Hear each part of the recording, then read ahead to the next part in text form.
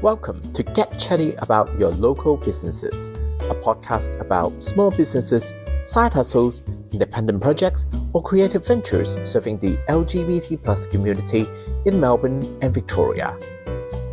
This time it is Shaun from Bent Couch Counselling.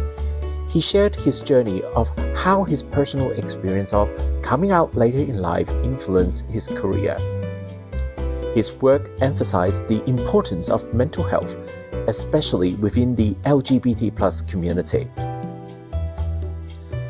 No matter if it is a festive season or people around you are getting married or hosting baby showers, have you ever felt stuck in the social engagement because of expectations? Or you're feeling a little empty even when you are supposed to be happy for others? With Christmas as a scenario, Shaun and I explored some idea on how to manage ourselves regarding topics such as self-acceptance, creating communities, and setting boundaries. We can't control the world, but we can control how we respond to it. On a serious note, we will discuss mental health in this episode. And it may not be an episode that you're ready to explore, which is entirely okay. The bits of advice given is from a general scenario point of view. Individual circumstances may be different from one another.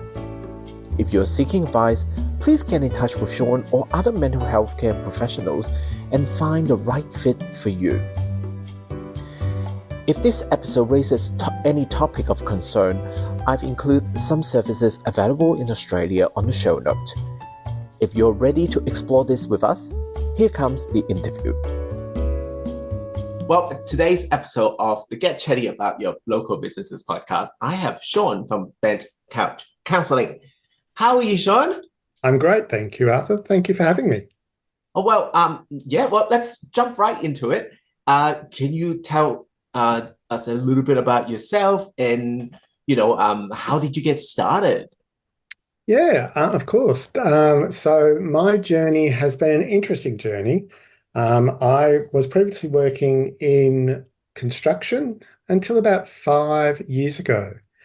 And then I came out later in life. I was married. I have 4 children. And I took the big step of coming out. I'd been living a lie, and I needed to be truthful to myself.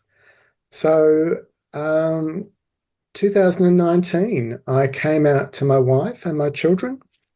And so that's where my journey began into counselling, basically.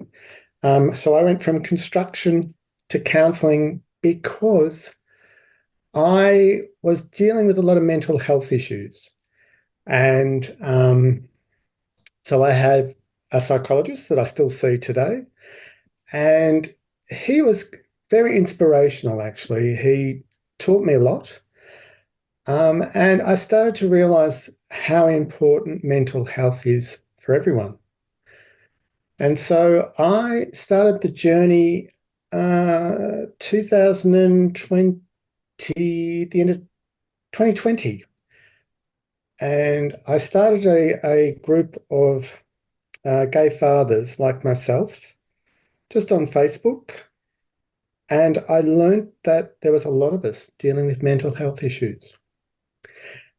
And that's where I started to think, I need to do something that fulfills my life, fills my bucket, and I need to look after myself. And construction wasn't doing it for me. It was a lot of money. It was,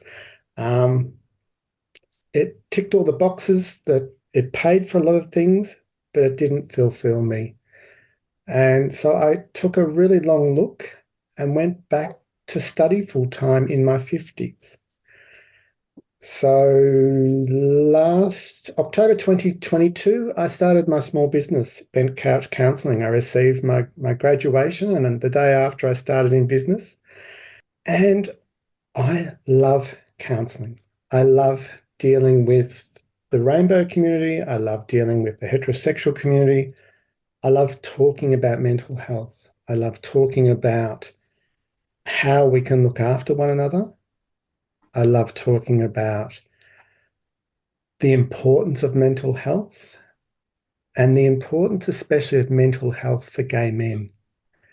We are a unique brand, and a lot of the times we don't take very good care of ourselves mentally. So I get out there and I talk everything from gay sex to abuse to drug use, burnout, relationship issues, you name it. Everything connected with mental health, I jump in there and I love it. And I think I've just taken away all your all the questions you were going to ask me, Arthur. No, But I got that's plenty. Talking to someone like Chatty, so I kind of like I have not parallel, but a somewhat similar experience. In the past few years, I discovered that I can't rely on one job to satisfy my work need. When I say my work need, it's like what is a job satisfaction in terms of a career. So that's why I love the small business space. Just like you love the mental health space. That I love the small business space, but I know that it's not going to pay the bills. So I'm kind of making the balance. There's an article that you wrote, which is called Self Care during the holidays for as an LGBTQIA plus individual. And I would love to go through some of them with you because a lot of what's written in there isn't just about Christmas burnout. It can be burnout any time of the year, in all honesty. yeah. Can we dive into that a little bit, Shaun? Absolutely, absolutely. This is a really tough time for a lot of people. We talk about any holidays as a time when families get together and we're all together, and it's a time of love and laughter. For a lot of people from the LGBTQIA community, it's a really difficult time. It's a really hard time with families that don't understand or families that don't agree with our choices. Well, they're not really our choices, they're our lives. A choice not to lie. That's exactly right. So to live our truth. And so there are some really difficult times for the rainbow community.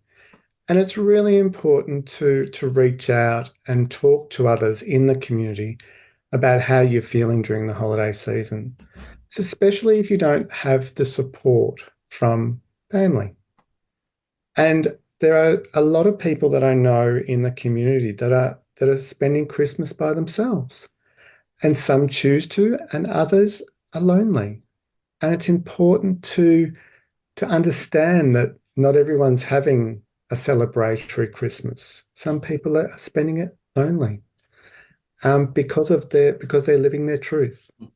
it, each of us have a different come out journey, but we also have to unlearn a lot of things. And Mm. one of the things that we learn throughout the years is that, for example, Christmas or birthday, anniversary, all of those things that throughout the year that you have a certain level of expectation, isn't it?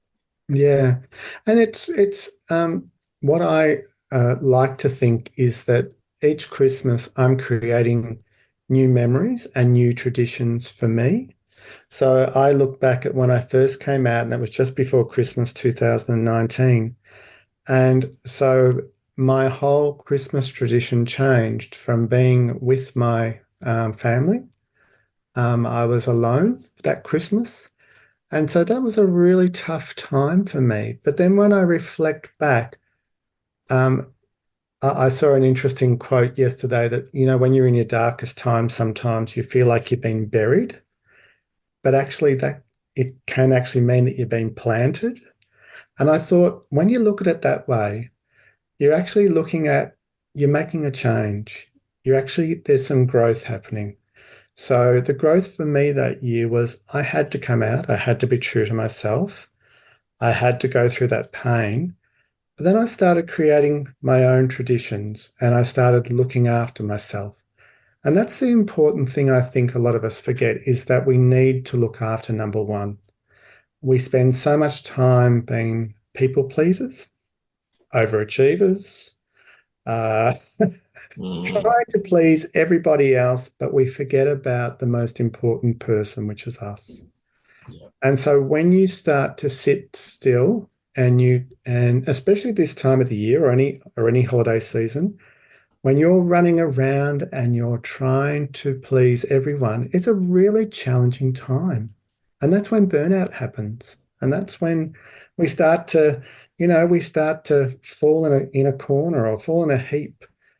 And so to me, it's about talking to one another and going, or just simply asking, are you okay? Or understanding that it's okay to choose not to be with the family. That's okay because it's about looking after yourself. It's about creating those new traditions. And that might be just a quiet Christmas lunch by yourself.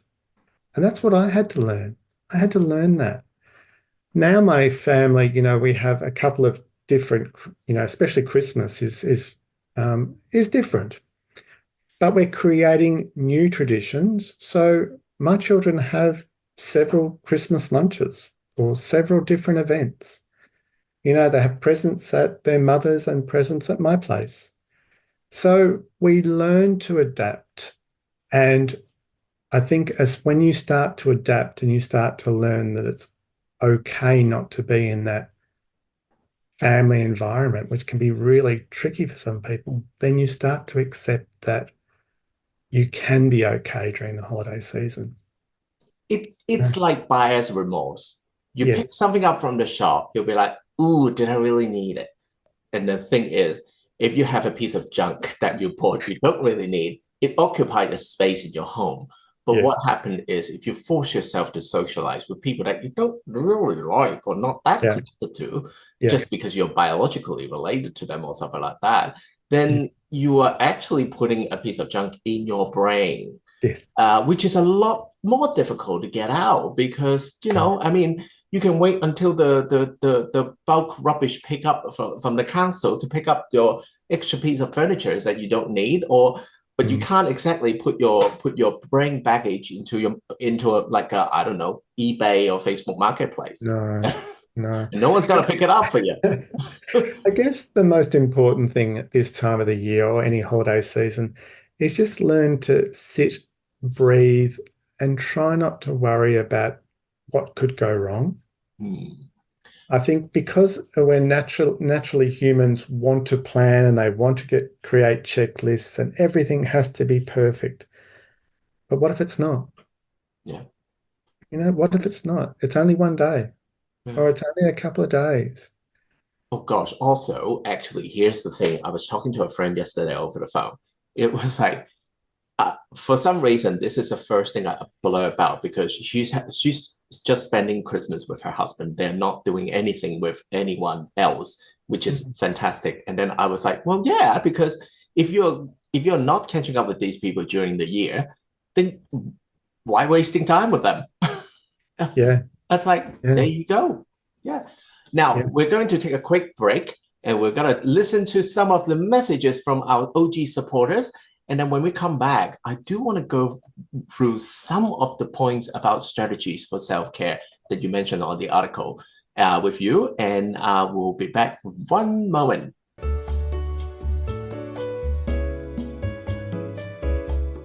Welcome back. Now, once again, I think your articles is brilliant because it's not just about Christmas. It can be more than that. So I just want to go through a couple of points with you, and Shaun, if you don't mind helping me to elaborate on that. So, well, the first point is build a support network. Can you elaborate on that, please?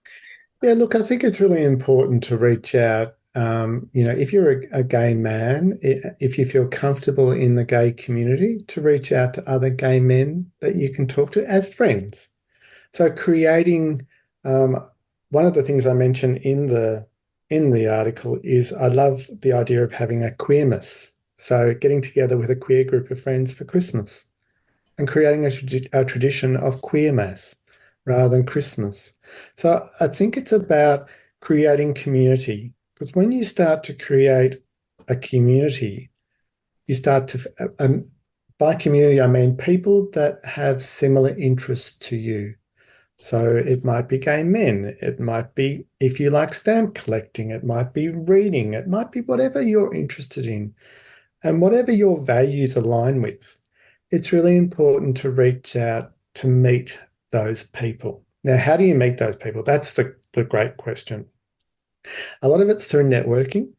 So I know that That's frightens a how lot we of met. it's how we met, exactly. But it can be really frightening. But I always say to, especially when I'm talking to my clients, you never know what's behind a door. So Mm, when you're going through that door and it's really, really scary, there could be someone behind that door that you can relate to.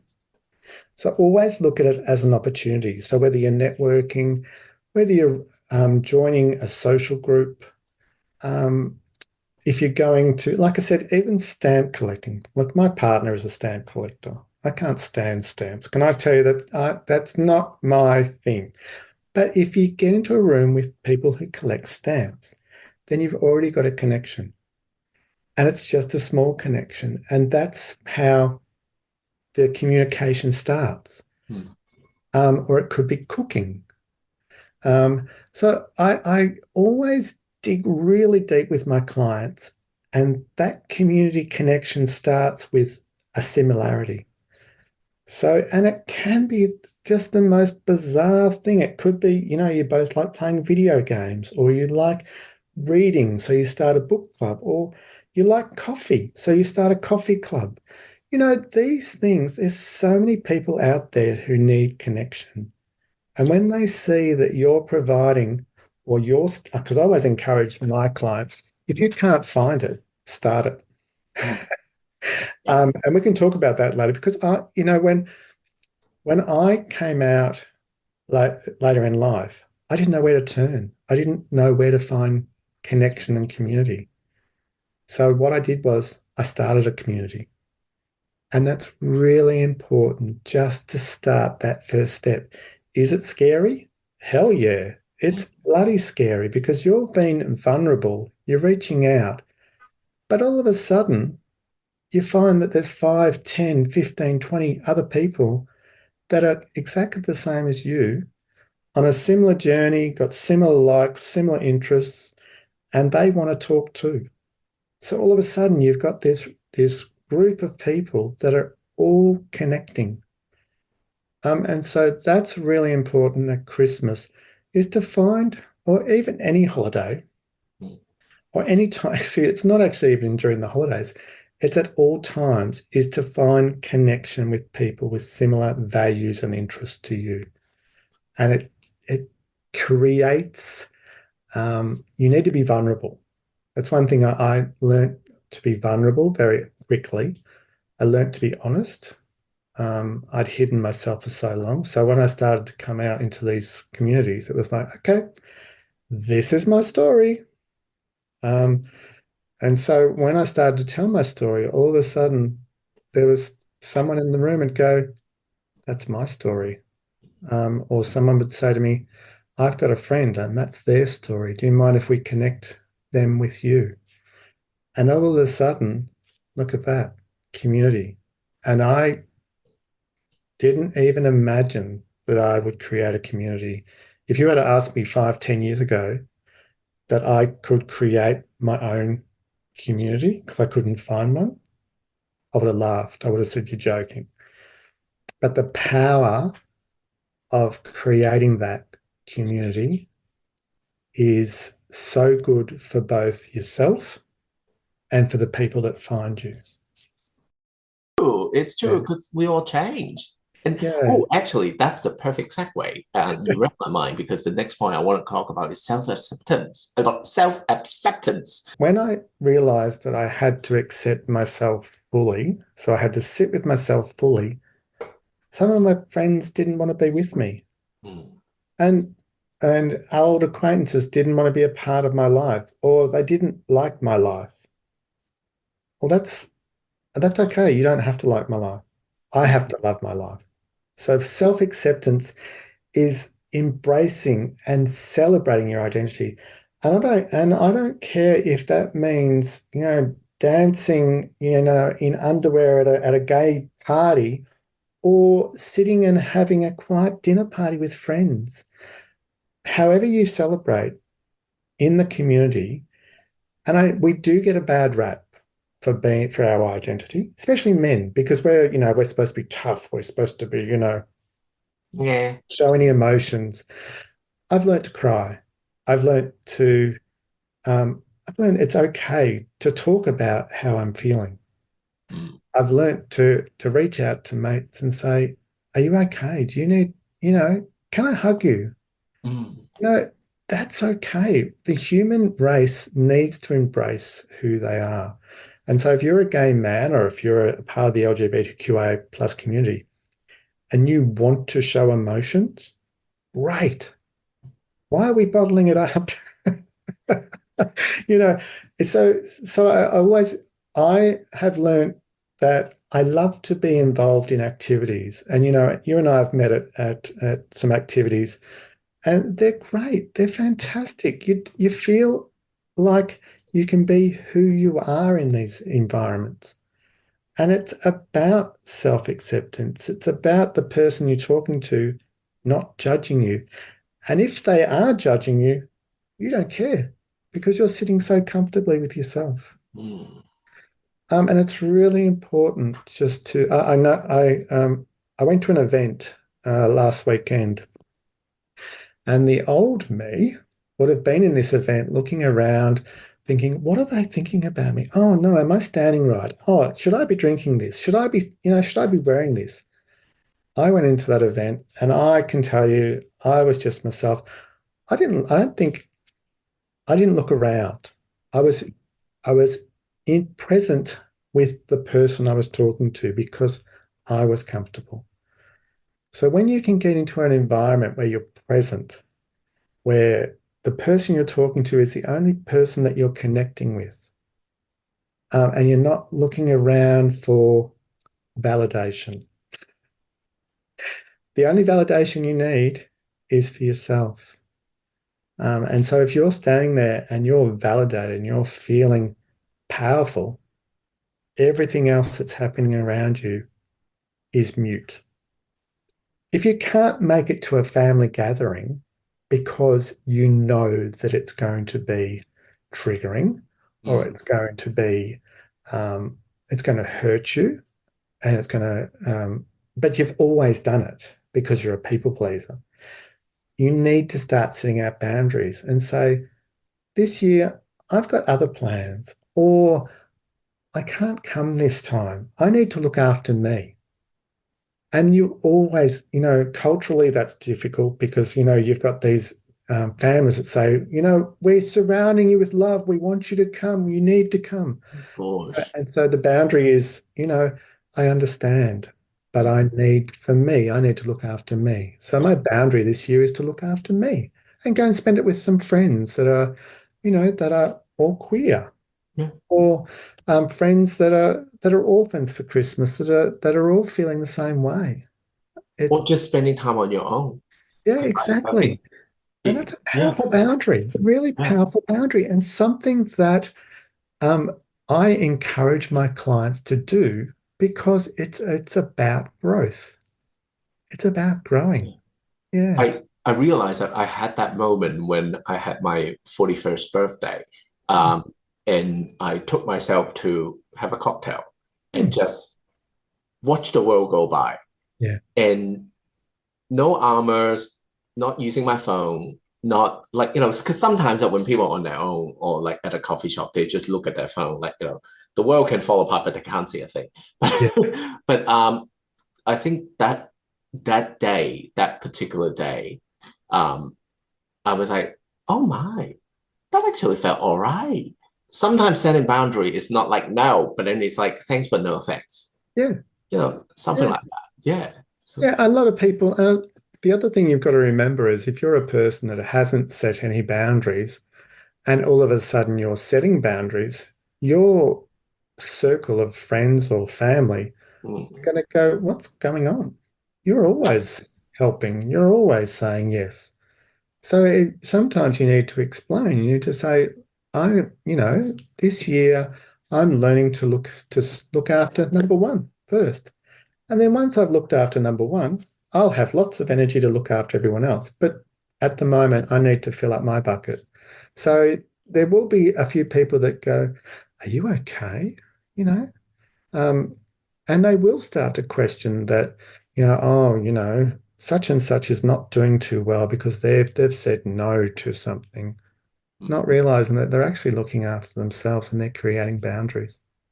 And sometimes it's not about someone starting a conflict or something being having a problem. It's really just someone simply making their boundaries visible. Yes. And it's that visibility that, but look, I mean, other people have their own journey. If they want to consider that as Arthur's being a troublemaker for saying no, it's like, yeah, okay, whatever, whatever. Like, because it happens. But I guess the number one question to ask yourself if you're creating a boundary is, are you creating it for your positive mental health? And that's the only question you need to ask for yourself. Will this help you? Will this boundary help you and your mental health? And if you can put your hand on your heart and go, I feel good for setting up this boundary for my mental health, then tick, done. There you go. There you go. Well, I mean, there's a quote from a drag queen that I'm living by. I know. She said, I don't know what I want, but I know what I don't want. Yeah. Yeah. And sometimes that's all you need. And yeah. Well, after the break, we're going to come back and I'm going to hit Shaun with a bunch of random questions from a hat. And so break time.